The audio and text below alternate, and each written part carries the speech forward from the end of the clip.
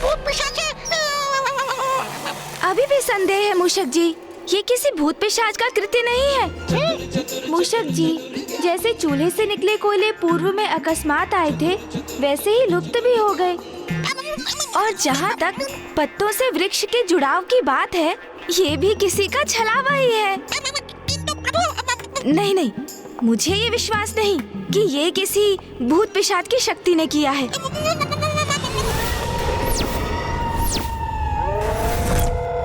यदि सत्य में ही कोई भूत पिशाच है तो वो उस वृक्ष के मध्य में से, उस नन्ही छिद्र से चट्टान निकाल कर दिखाए। वो छिद्र, क्या कह रहे हैं प्रभु? इतने नन्हे से छिद्र से इतना विशाल छत्ता कैसे?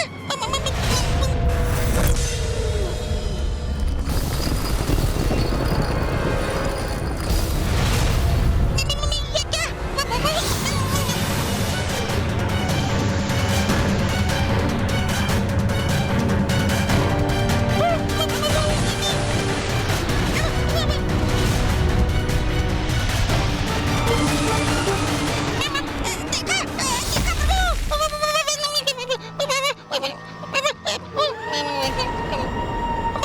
अब तो स्वीकार कर लीजिए प्रभु, ये भूत पिशाच से ही संभव है, और कोई इस असाधारण कृत्य को कैसे संभव कर सकता है भला? प्रभु,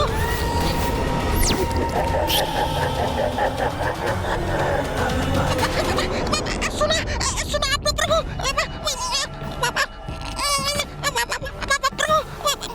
अब समय आ गया है उस पिशाच को बंदी बनाकर उसकी सत्यता जानने का।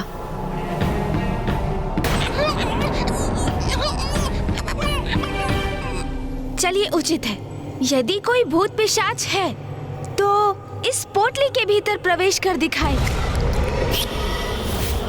उसके पोटली में समाते ही ये पोटली फूल जाएगी मूषक जी। हाँ, फिर मैं भी मान लूंगा। वो आएगा प्रभु, देख लीजिएगा।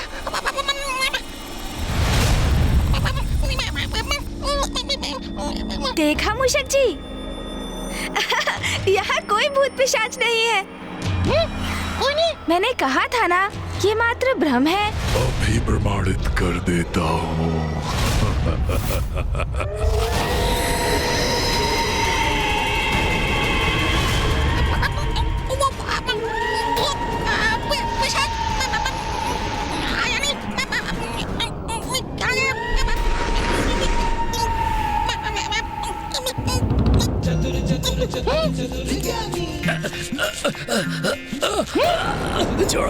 ये लीजिए मूषक जी, जो भी भूत पिशाच था और जिसने आपको कष्ट पहुंचाया, उसे हमने इस पोटली में बंद कर दिया है।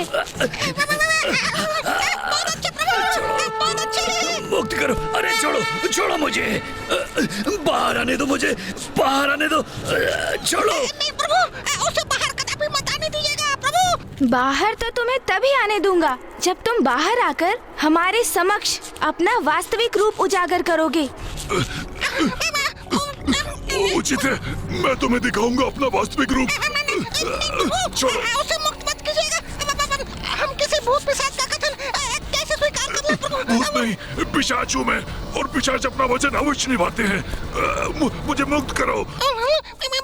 ये जो भी है सर्वथा उचित कह रहा है मूषक जी, क्योंकि भूत पिशाच अपना वचन अवश्य निभाते हैं। निभाते हैं, इसलिए मैं इसे मुक्त करता हूँ। अब सब आपके ऊपर है प्रभु।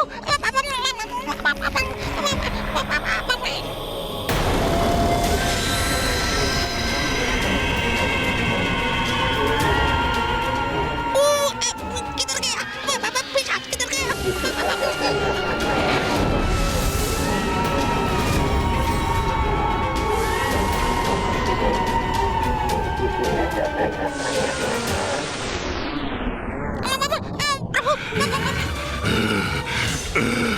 मैंने? वो कैसे? रुक जाओ दुष्ट! कुमार कार्तिक जी, भैया यहाँ, और इतने क्रोध में? मेरे भ्राता को हानि पहुंचाने आए हो तुम? मैं तुम्हारा अंत कर दूंगा।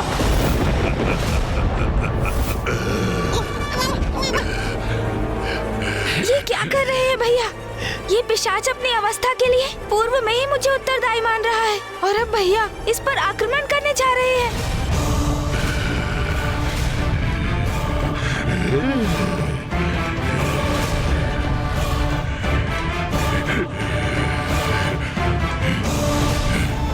भैया तो बहुत आक्रामक मुद्रा में है और प्रतीत हो रहा है जैसे ये पिशाच भी पीछे नहीं हटेगा। दुष्ट, तुम्हें ज्ञात भी है तुम कितने बड़े संकट को आमंत्रित कर रहे हो? किससे उलझ रहे हो? ये कोई और नहीं, स्वयं महादेव पुत्र प्रथम पूज्य गणेश है। कुमार कार्तिकेय जी अत्यंत क्रोधित हैं। तुम्हें भैया रुकिए।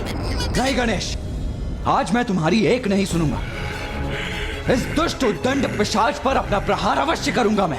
आइए, क्यों नहीं, कीजिए कीजिए, प्रहार कीजिए। आप भी मेरा वध कर दीजिए, जैसे पूर्व में आपके भ्राता ने किया था। उसी प्रकार आप भी मेरा अंत करने का आनंद लीजिए, आनंद लीजिए।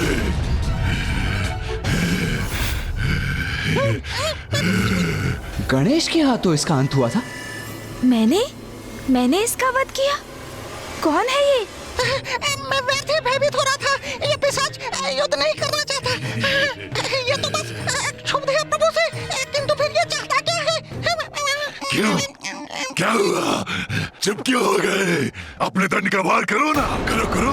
यही शेष रह गया था, ये भी पूरा कर लीजिए आप। मुझे भली भांति ज्ञात है गणेश जी कौन है और कितने सम्मानीय हैं। मुझे पुनः उनके समक्ष आने के लिए बहुत साहस जुटाना पड़ा। हाँ।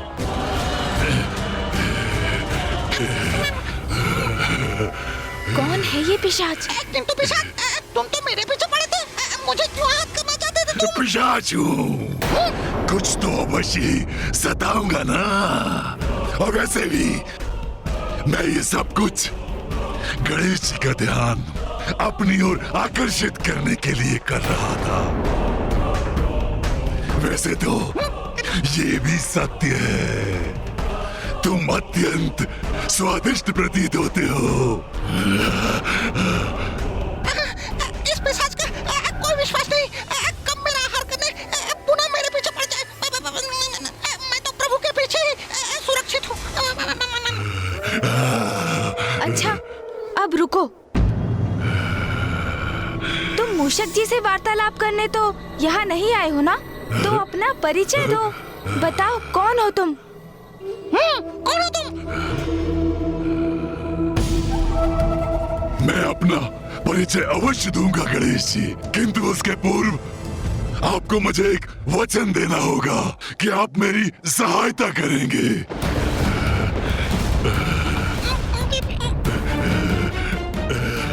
गणेश, हमें सचेत रहना चाहिए। इससे इसका परिचय प्राप्त किए बिना हमें इसे किसी भी प्रकार का कोई वचन नहीं देना चाहिए।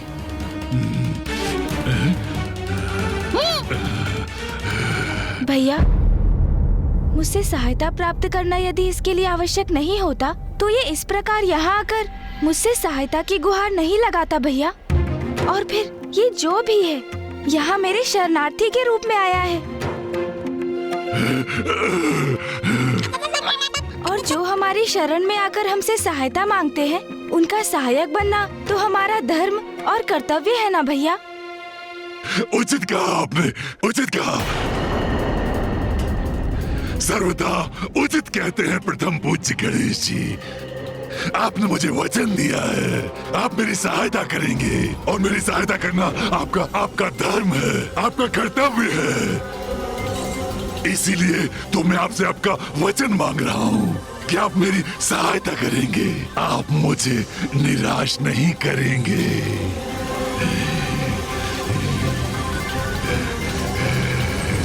यदि तुम मुझे अपना उचित परिचय दोगे तो मैं वचन देता हूँ, मैं तुम्हारी सहायता करने से कदापि पीछे नहीं हटूंगा। ये मेरा वचन है। उचित है फिर। आप मुझे मेरे इस रूप में पहचानने में असमर्थ हैं। मैं ज्ञानरी हूँ, ज्ञानरी। ज्ञानारी? आपने मेरा वध किया था।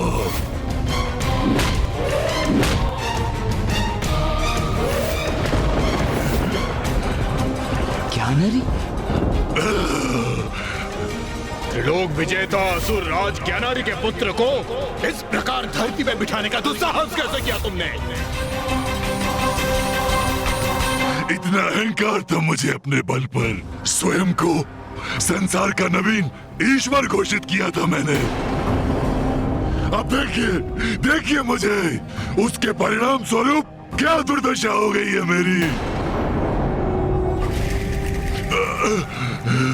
तुम जिस योग्य थे वही परिणाम हुआ है तुम्हारा। अपने पापों के कारण ही ऐसी अवस्था हुई है तुम्हारी। उसके लिए तुम गणेश को दोष नहीं दे सकते। मैं कहाँ गणेश जी को दोष दे रहा हूँ कुमार कार्तिकेय। मैं तो मात्र इतना कह रहा हूँ कि गणेश जी ने मेरा वध किया और मेरे दुष्कर्मों के कारण मेरे पुत्र ने मेरे अंत के पश्चात मेरा अंतिम संस्कार और श्राद्ध नहीं किया।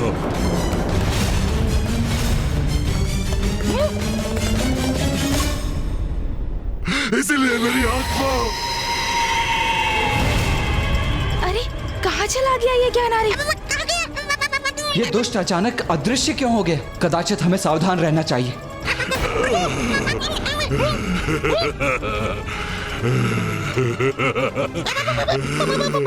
ये मेरी आत्मा, तभी से मेरी आत्मा।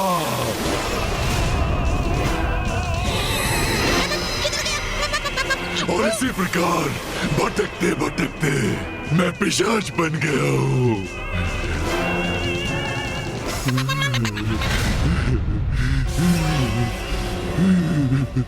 किंतु तुम्हारी इस अवस्था में गणेश कोई सुधार कैसे ला सकता है? मेरा वध? मेरा वध? वो प्रथम पूज्य है, वो अवश्य कुछ कर सकते हैं। वो जब तक ऐसा नहीं करेंगे मैं नहीं जाऊंगा यहाँ से। आप दोनों के निकट भटकता रहूंगा। ये कैसा विचित्र संकट बनकर हमारे पीछे पड़ गया है? संकट नहीं कुमार कार्तिकेय, पिशाच बस वही आपके पीछे पड़ा है। तुम्हें चिंता करने की कोई आवश्यकता नहीं है ज्ञानारी। मैंने तुम्हें सहायता का वचन दिया था, तो वो मैं अवश्य पूर्ण करूंगा। किंतु अभी कब करेंगे? हाँ? सर्वप्रथम मुझे ये तो ज्ञात करने दो कि मैं तुम्हारी सहायता कैसे कर सकता हूँ। और ये अब कब याद करेंगे? अभी ना, अभी ना। भैया, क्या ये ज्ञानारी सत्य कह रहा है? क्या अंतिम संस्कार एवं श्राद्ध के बिना मृत आत्मा को पिशाच योनि प्राप्त होती है? हाँ गणेश, किंतु ऐसा मात्र उन आत्माओं के साथ होता है जिन्होंने अपने जीवन काल में अनेकों पाप कर्म किए हों। जो व्यक्ति अपना संपूर्ण जीवन ईश्वर की निंदा में व्यतीत करता है। मूर्ख बालक, मैं अभी तुम्हारे इस विश्वास को खंडित कर देता हूँ। स्वयं से दुर्बल जीवों पर अत्याचार करता है, अपने कर्म एवं अपने धर्म का उचित पालन नहीं करता, चौर्य कर्म करता है, असत्य वचन बोलता है, स्वयं के चरित्र के पतन का उत्तरदायी होने के साथ साथ वो अन्य सभी के साथ भी दुराचार का व्यवहार करता है। उसका यदि अंतिम संस्कार उचित प्रकार से ना हो, पूर्ण विधि विधान से उसका श्राद्ध न किया जाए, तो उसकी मृत आत्मा भटककर भूत, पिशाच, ब्रह्म राक्षस आदि में परिवर्तित हो जाती है। अब तो आपको कुमार कार्तिकेय के इन वचनों से सब कुछ स्पष्ट हो गया प्रभु। अब मुझे शीघ्र मुझे मुक्ति दिलाइए। मैं आपका शरणागत हूँ प्रभु। मुझे दिया वचन पूर्ण कीजिए प्रभु, पूर्ण कीजिए अपना वचन प्रभु। ज्ञानरी, यदि तुमने पूर्व में ही गणेश की प्रभुता को स्वीकार कर उसकी शरणागत हो गए होते तो आज तुम्हें इतने कठिन समय का सामना नहीं करना पड़ता।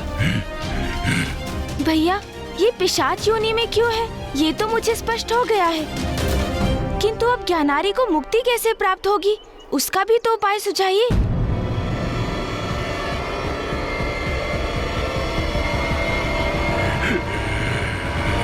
काशी, काशी।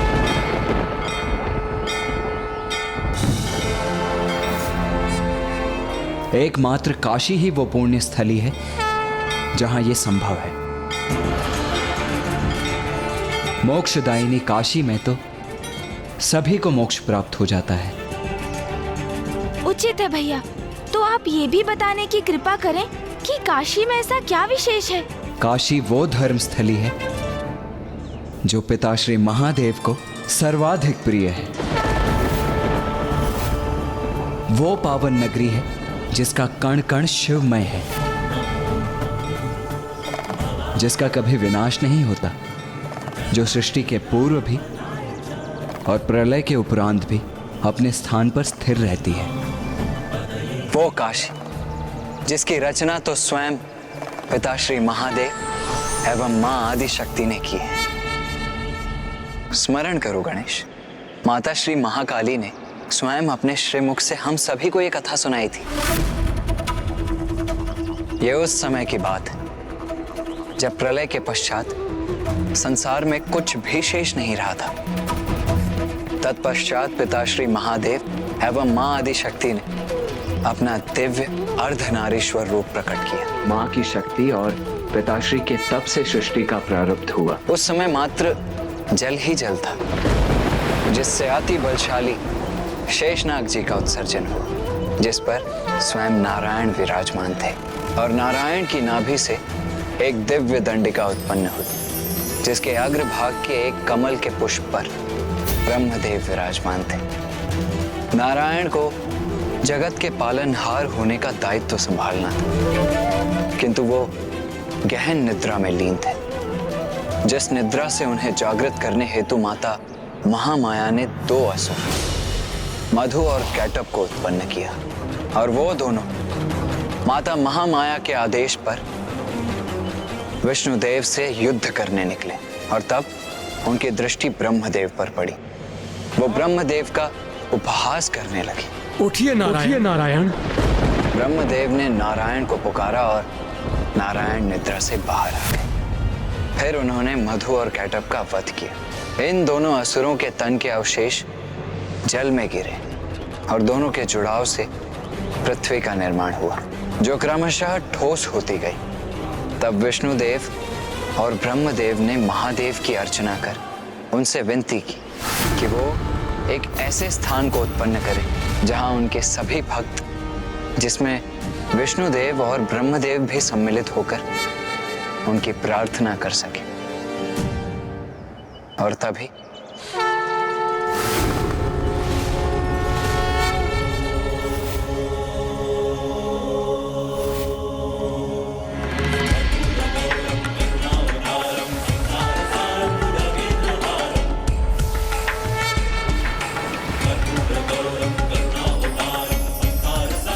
और इस प्रकार महादेव ने काशी को उत्पन्न किया, जो महादेव के संपूर्ण तेजों का सारभूत है, अर्थात स्वयं महादेव का ही स्वरूप है। तो भैया, क्या काशी जाकर इस पिशाच की मुक्ति संभव हो जाएगी? हाँ गणेश,